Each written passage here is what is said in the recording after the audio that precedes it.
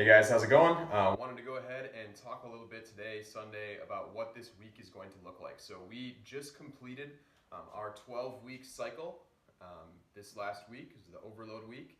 So now we're in the 12th week, so this is going to be a modified deload / testing week. So what I want to talk about is exactly how you should approach this week and the way the days are going to lay out to hopefully give us the best results in these tests, plus be able to incorporate the open workout that we've been doing on a week-over-week basis. Okay, so here's what this is going to look like.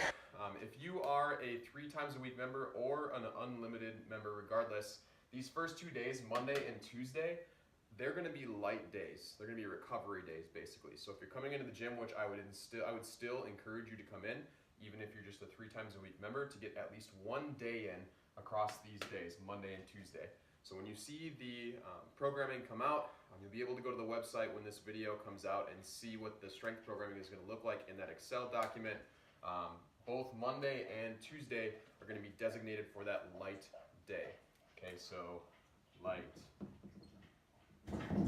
The idea across these days is that we're going to be doing some of the movements that we're testing.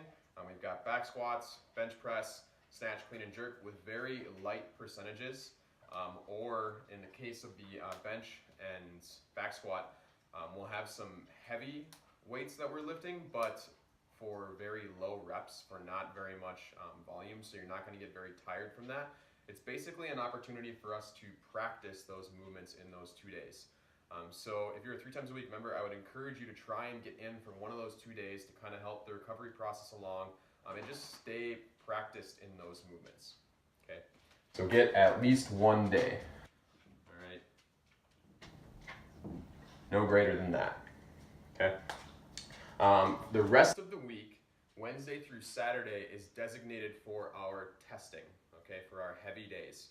The first day you get in, so if you're a 1 times or a 3 times a week member or an unlimited member, you've probably got 1, maybe 2 sessions in if you're an unlimited member, Monday and Tuesday. Okay, no greater than that. So you've got 2 sessions left if you're a 3 times a week member to get your sessions in. All right, those 2 sessions, all right, ideally in a perfect world, those tests would fall on Thursday and Friday, okay?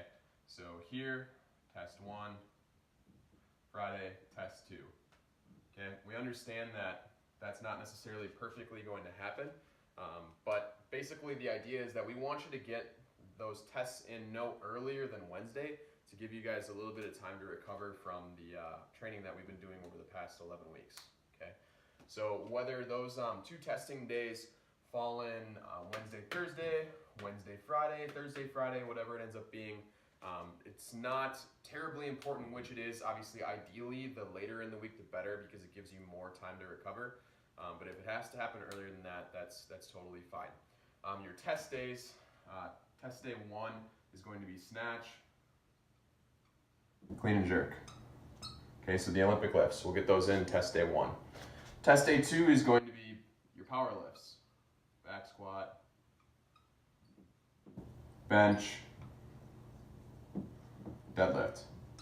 Okay, that's if you're a 3 times a week member. If you're an unlimited member and you can get multiple, more than 2 days of testing in, we're taking the deadlift and we're putting it on a separate day. Okay. So now we're still doing the open workout this week. That will happen if you can only make it Friday and not Saturday. It will happen Friday as your part C. Okay, so we'll get done with whatever testing you have to do, and we will do that part C. All right.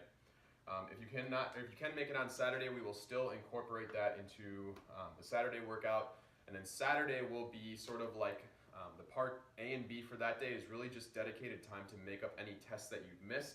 So if you were not able to do your testing days on Wednesday through Friday, both of them, then Saturday is your opportunity to get in any tests that you have not gotten in yet.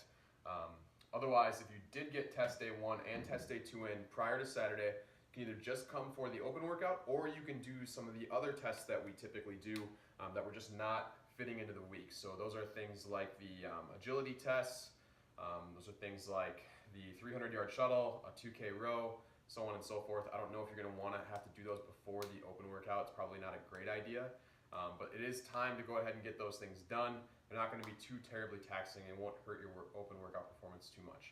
But in any case, Saturday is really just kind of a makeup day. That's the idea there. So to summarize, if you're 3 times a week, only one day between Monday and Tuesday. Do not come both days if your schedule allows you to get your other 2 days in Wednesday through Friday. Okay, so you get that one day in Monday or Tuesday, that's your light day. Then you're gonna get your testing days in, ideally Thursday and Friday, but if not, any of the 2 days, Wednesday through Friday, will be just fine. You'll be able to get the same thing done. Okay. Saturday is the makeup day. That's ideally the day that you're getting your open workout in if you're planning on doing that this week. But if you cannot, come Saturday, we'll get the open workout done Friday, hopefully after you've done all of the other tests. Okay. So hopefully that makes sense, guys. Let me know if there are any questions on that. I'll again explain this in class this week. Long story short, if you have a tight schedule, can only get into the gym before Wednesday, or Wednesday's your last day, we'll figure it out. We'll make it work. We'll take it on a case-by-case basis, but this is kind of the ideal scenario for the week.